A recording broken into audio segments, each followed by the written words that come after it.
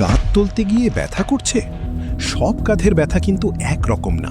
লক্ষণ দেখেই বোঝা যায় সমস্যাটা কোথায়।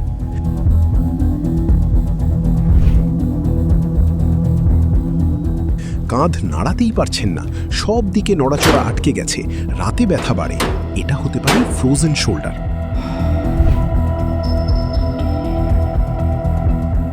হাত মাথার উপর তুলতে গেলেই তীব্র ব্যথা, কিন্তু নামানো অবস্থায় ঠিক আছে।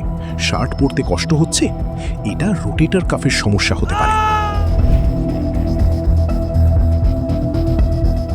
হাত একটা নির্দিষ্ট কোণে তুললেই ব্যথা, তার উপরে নিচে ঠিক আছে, এটা হতে পারে ইমপিঞ্জমেন্ট।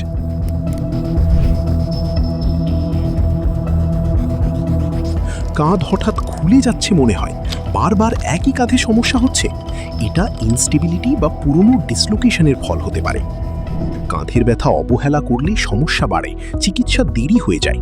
লক্ষণ মিলিয়ে দেখুন, প্রয়োজনে বিশেষজ্ঞের পরামর্শ নিন।